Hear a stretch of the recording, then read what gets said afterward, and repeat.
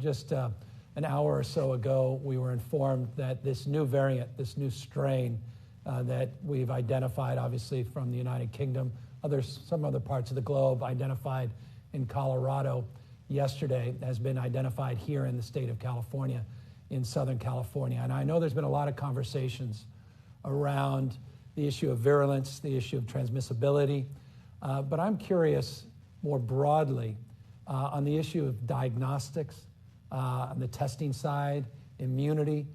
Have we received enough information to really understand the impacts in other categories, not just on the issue of severity of disease and the transmissibility of this disease?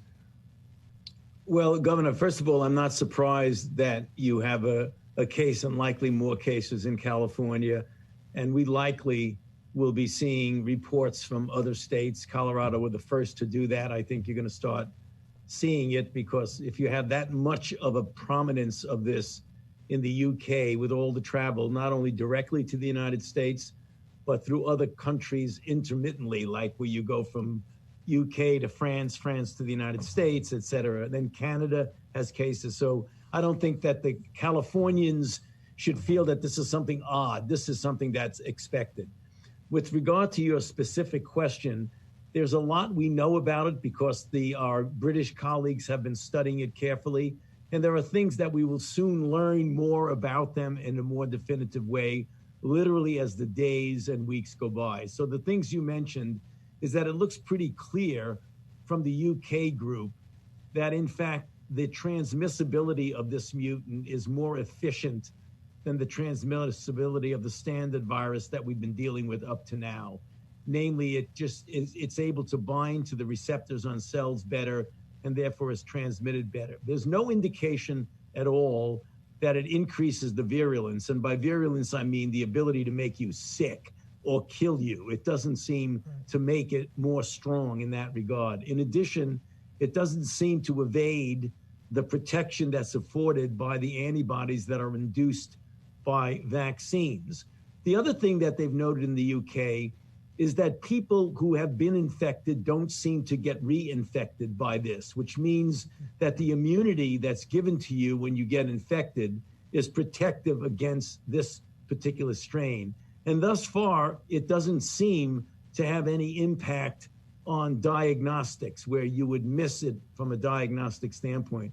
One of the things, Governor, we want to keep our eye out on is that since these are specific mutations, we want to make sure that they don't evade the protection of certain of the monoclonal antibodies, because the monoclonal antibody is against a very specific component of the virus. Whereas when you get vaccinated, the immune response that you make is called polyclonal, which means it's against many different parts of the virus. So even though you have one part of the virus that's changed, it is very likely that the other components of the vaccine-induced response will protect you. So that's what we know about it now, but we're following this extremely carefully. We have isolates from the UK. We're working on it here at the NIH and at a number of other laboratories throughout the country. Yeah, it's interesting. In California, just to level set so people have a sense, we've been testing about 5,000 to 10,000 tests a week, genomic tests, with our partners, UCSF up here in Northern California, CZ BioHub partnership.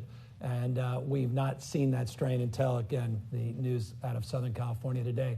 But because I imagine any mutation, it just scares the average person. The average person hears that variation, but this is not abnormal as it relates to these RNA viruses. I mean, how do you calm the nerves for those that have nerves around this issue? Okay, so to all of my Californian friends, and I have many, they should realize that this is an RNA virus. In other words, the makeup of it is RNA. RNA viruses, they make a living out of mutating. They love to mutate. The more you replicate, the more you mutate. So when you have a lot of virus that's circulating in the community, it means it's infecting a lot of people. It's replicating a lot, and when you replicate, you mutate. The overwhelming majority of mutations are irrelevant. They don't have any impact on any important function of the virus. Every once in a while, you get a mutation that does impact a function of the virus. It appears from what we learned from the UK and what we'll prove here is that this particular mutation does in fact make the virus better at transmitting from one person to another. Got it.